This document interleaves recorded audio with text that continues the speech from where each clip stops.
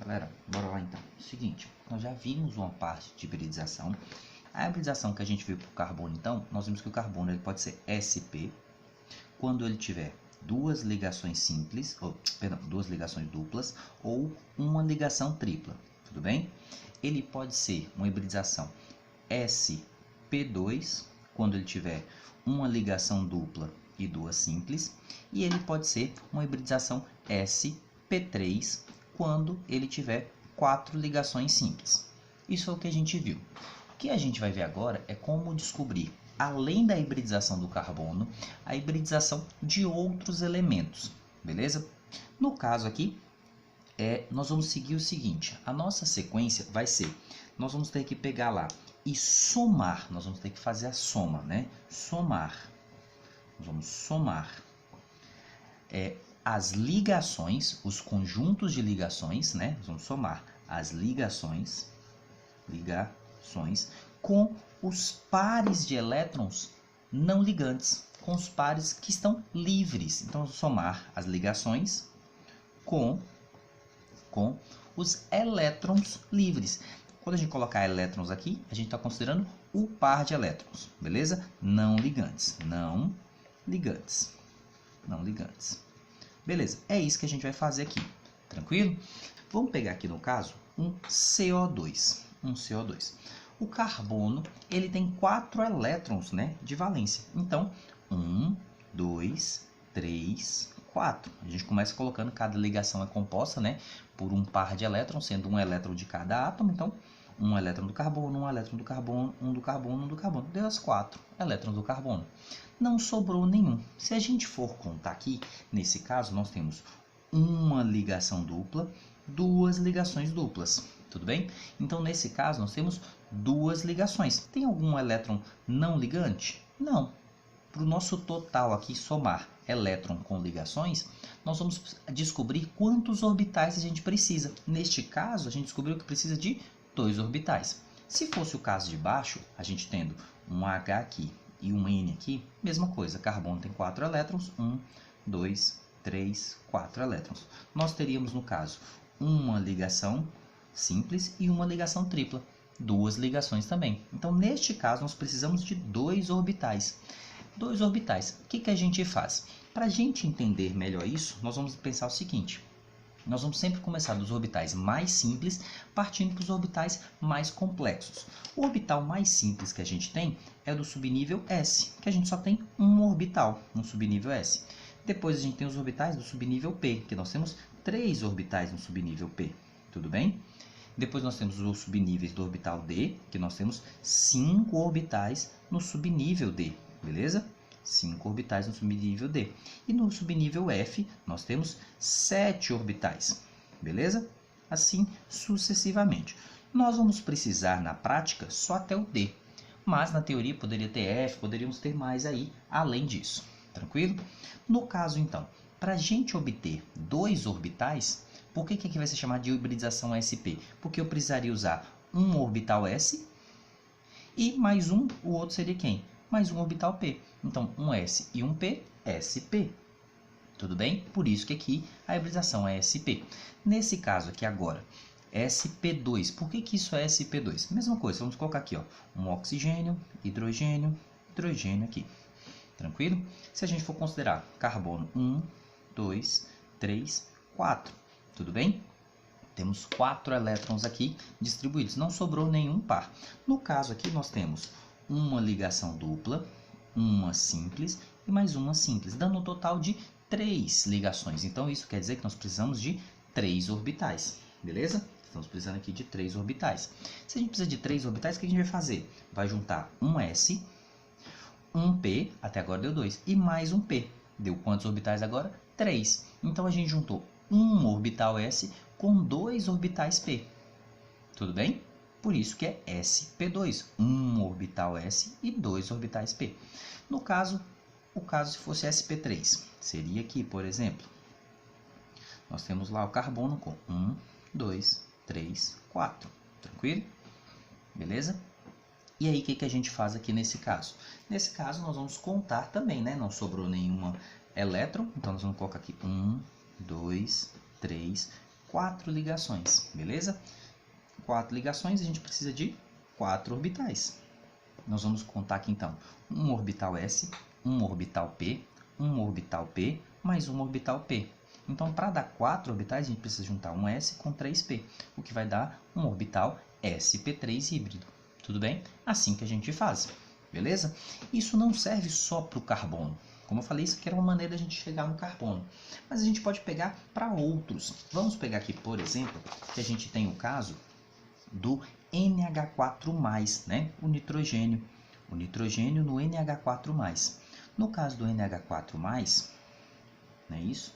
Nós temos aqui NH4+, tudo bem?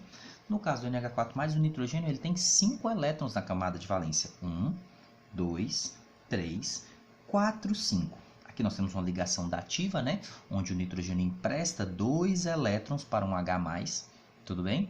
Então, por isso que são 2 pares aqui, ó. Aliás, é um par, né? São 2 elétrons aqui emprestando para o H+, porque o H só quer receber 1, mas o H+ quer receber 2, beleza? Se a gente for contar aqui, nós temos uma ligação, 2 ligações, 3 ligações, 4 ligações. Então, a gente precisa de 4 orbitais.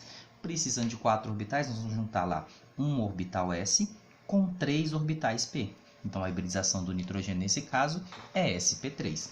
Tudo bem? O que mais que a gente pode fazer? Podemos usar para outros casos. Por exemplo, se a gente pegar, né, o caso do SF4. Vamos pegar aqui, ó. SF4 seria o enxofre central com um flúor para um lado, um flúor para o outro, um flúor, né, para frente aqui, um flúor apontando para trás a ligação, certo? No caso, o enxofre é da família 6A, então ele possui 1, 2, 3, 4, certo? 5, 6. Nesse caso aqui, então, nós temos aqui no enxofre, nós vamos ter uma ligação, 2 ligações, 3 ligações, 4 ligações. Só que nós temos que somar também com um par de elétrons. Então, nós vamos colocar aqui, ó, 4. Não é isso? Ligações mais um par de elétrons, nós temos 5 conjuntos. E se a gente tem 5 conjuntos, a gente precisa de 5 orbitais, beleza? Então, nós vamos juntar lá um orbital S. P tem 3 orbitais, então eu posso juntar os 3, até agora deu 4. Só que eu preciso de 5, então o que eu tenho que fazer? Eu tenho que juntar com mais um orbital D, beleza? Então, vai ser uma hibridização sp3d, tranquilo? Isso serve para outros casos também. Por exemplo, se a gente pega aqui o XeF2, XeF2, um flúor para um lado, um flúor para o outro, tranquilo? O xenônio, ele é um gás nobre, então a gente tem aqui, ó, 1, 2, 3, 4, 5, 6, 7, 8, beleza? Temos 8 elétrons no xenônio, não é isso? Se a gente for contar, nós vamos ter aqui, ó, 1, 2, 3, não é isso? 3 pares, mais uma ligação 4, mais uma ligação aqui 5. Então, a gente precisa de 5 orbitais nesse caso, beleza? Precisando de 5 orbitais, será um orbital S, 3 orbitais P e um orbital D. Tudo bem? Não é só esse caso, não. Nós também podemos fazer para o caso aqui, ó, o ClF5. No caso, o ClF5 seria o cloro no centro, tudo bem? Teríamos aqui um flúor para um lado, um flúor para o outro, um flúor para o outro lado, um flúor para o outro lado, um flúor para o outro lado, beleza? No caso aqui, o cloro, ele tem o quê? Ele tem 7 elétrons, tudo bem? Então, vamos lá. 1, 2, 3, 4, 5, 6, 7. Beleza? O que a gente faz aqui, ó? Aqui nós temos um par, uma ligação, 2 ligações, 3 ligações, 4 ligações, 5 ligações. Tudo bem? Temos 5 ligações. Com um par de elétrons, a gente tem 6 orbitais. Então, no caso aqui, para a gente usar 6 orbitais nesse caso, o que a gente tem aqui? A gente vai ter, no caso, SP3, até agora deu 4, faltam 2, D2. Tudo bem? Então, nós temos uma hibridização que é SP3D2. Beleza? porque a gente tem 5 orbitais de ligações mais um orbital de par de elétrons. Então a hibridização nesse caso vai ser sp3d2, beleza? E aí, né, se a gente fosse pensar nas geometrias, né, de cada um aqui, voltando aqui, isso aqui seria uma geometria tetraédrica, isso aqui seria uma geometria de gangorra, isso aqui seria uma geometria linear, e isso aqui seria uma geometria pirâmide de base quadrada, beleza? Seriam as nossas geometrias aqui nesse caso. Por exemplo, seria aqui, ó, flúor, flúor, flúor, flúor, flúor e flúor. O enxofre ele tem 6 elétrons, 1, 2, 3, 4, 5, 6, beleza? Se a gente for contar aqui, nós vamos ter aqui, ó, uma ligação, 2 ligações, 3 ligações, 4 ligações, 5 ligações, 6 ligações, tudo bem? Não sobrou par de elétrons, então a gente precisa de 6 orbitais aqui nesse caso. Precisamos de 6 orbitais. Nesses 6 orbitais será o quê? Um S, porque o S só tem 1, 3 do P até agora deu 4. Faltam 2 e a gente completa com 2. Então seria sp3d2. Tudo bem? Esses são os casos das nossas hibridizações. Essa é a primeira parte que a gente tem que ver das hibridizações. Tranquilo? Para a gente entender como que a gente faz a soma das ligações com os elétrons, tudo bem? E também juntando com as geometrias. Nesse caso aqui a gente tem uma geometria bipirâmide quadrada ou octaedra, beleza? A gente vai ter 8 faces se a gente for montar isso aqui de forma espacial. Tranquilo? Tá. O que mais que a gente tem que fazer aqui? O nosso próximo conceito aqui são conceitos de dissociação e ionização. Primeiro, dissociar, se a gente for procurar a palavra dissociação, quer dizer separação. Então, toda vez que a gente separa qualquer coisa, a gente está dissociando. Beleza? Essa é a nossa ideia de dissociação. Separei qualquer coisa. Porém, a gente coloca muitas vezes dissociar como sendo um composto, né, como sendo uma teoria diferente de ionizar. Ionizar. O que é ionizar? Ionizar é criar íons. Então, aqui na ionização, nós vamos ter uma separação com a criação de íons, enquanto na dissociação não, eu só separo. Então, a gente diz que quem vai dissociar, né, como isso vai aparecer na prova para você, que dissociar vai acontecer com compostos que são iônicos, certo? Enquanto quem vai ionizar vão ser compostos que vão ser moleculares. Esses compostos moleculares, eles vão ionizar. Como assim? Quando você pega o HCl, certo? Joga ele na água, ele torna H+, mais Cl-. Porém, quando era HCl, não havia íons. Ele era um composto covalente. A ligação aqui era covalente.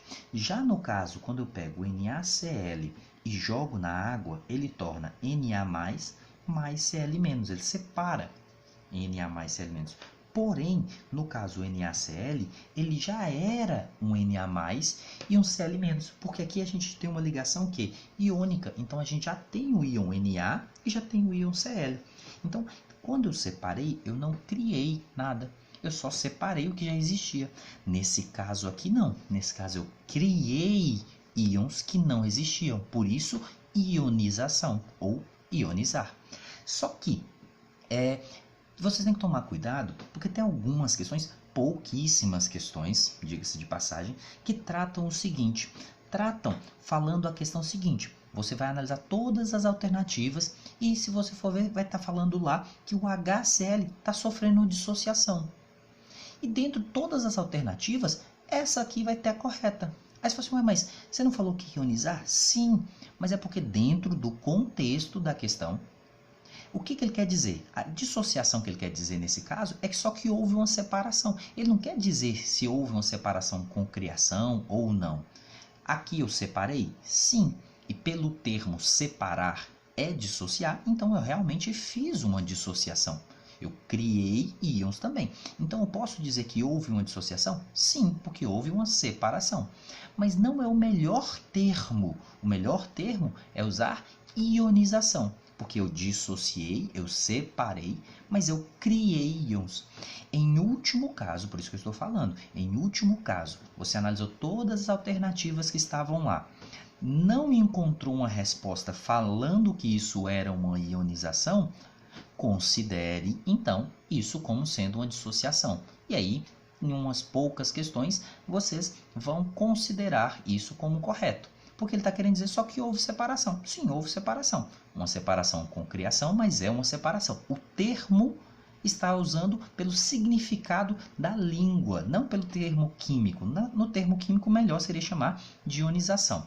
Mas dissociar, que quer dizer separar, também pode ser aplicado aqui, né? Não é o mais adequado. Agora, neste caso aqui, em hipótese nenhuma, eu posso chamar isso de ionização, porque eu não ionizei, eu não criei íons. Os íons já existiam aqui. Aqui já era um Na e um Cl, né? Um Na+, e um Cl-. Eles só estavam juntos. E aqui eu separo eles. Eu não criei.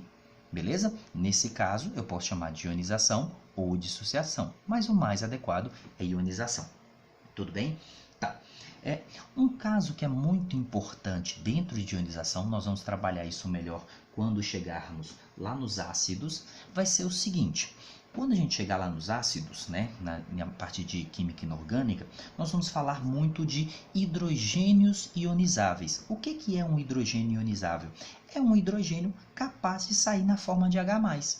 De modo geral, nós dizemos que todo hidrogênio de ácido é ionizável. Então, por exemplo, a gente pega lá um ácido H3PO4, beleza? No caso aqui, nós temos 3 hidrogênios. Então, quantos hidrogênios ionizáveis nós temos? 3. Então, vai formar 3H+. E o restante vai ficar negativo. PO4, como são 3 coisas positivas, aqui tem que ficar 3 negativo. Nós temos o H2CO3.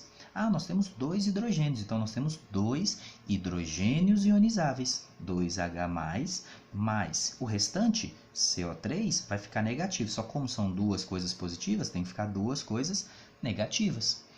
Aí nós temos aqui também, por exemplo, HNO3. Nós só temos um hidrogênio, então nós temos um hidrogênio ionizável. O restante fica negativo, NO3. Como a gente só tem uma coisa positiva, só teremos uma carga negativa. Tudo bem? Nós vamos discutir isso melhor quando a gente chegar lá em ácidos, mas é só para a gente já adiantar um conceito. A ideia de hidrogênio ionizável, ela se traz justamente no conceito de ionização, beleza? Por isso, hidrogênio ionizável, certo? Existe um outro conceito que a gente quer trabalhar também disso aqui, ó, dentro dessas ideias de dissociação, né, de mistura, de separação das coisas. O que é isso? É o conceito que a gente chama de solvatação. Solvatação. O que é a solvatação? A solvatação é quando a gente vai ter o envolvimento, né, das partículas de solvente envolvendo a partícula de soluto. Como assim? Vamos imaginar que a gente tem um sal. E um sal nada mais é do que um composto iônico, onde a gente tem cargas positivas e negativas. Tudo bem? Intercaladas lá. Positivas e negativas. E vamos dizer que nós temos moléculas de água, que eu vou representar aqui por vermelho. Bem, a bolinha vermelha é uma molécula de água. O que acontece? Quando você pega o sal na forma natural, né? Você pega lá um sal, ele está branco, por exemplo, sal de cozinha. Ele está todos os positivos e negativos que estão aqui. Se a gente pegar lá e jogar o sal na água, o que vai acontecer? Esse sal ele vai misturar com a molécula de água. Misturando com a molécula de água, vai acontecer o quê? A princípio, né? Vamos pegar assim, ó. O sal, ele vai ficar todo junto. Se você pegar muito sal e jogar, você vai ver que ele fica junto um tempo. Então vai ficar lá, continuar junto lá, certo? Positivo, negativo, negativo, positivo. E a água vai começar a ficar o quê? A água vai começar a ficar em volta do sal. A princípio é isso, certo? Isso aqui é o que a gente chama de solvatação parcial. A gente envolveu já o soluto, que é o sal, pelo solvente, que é a água, mas não envolveu completamente. Tudo bem? não envolveu completamente. Quando a água tem um movimento das moléculas de água, ela vai começar a separar, porque a água é uma molécula polar. Ela tem uma parte positiva e uma parte negativa. O que ela vai começar a fazer? Começar a separar aqui e começar a ficar a parte positiva sendo atraída pelo negativo e a parte negativa sendo atraída pelo positivo. E a molécula de água vai começar a entrar no meio dessas moléculas. E é justamente isso que a gente chama de solvatação.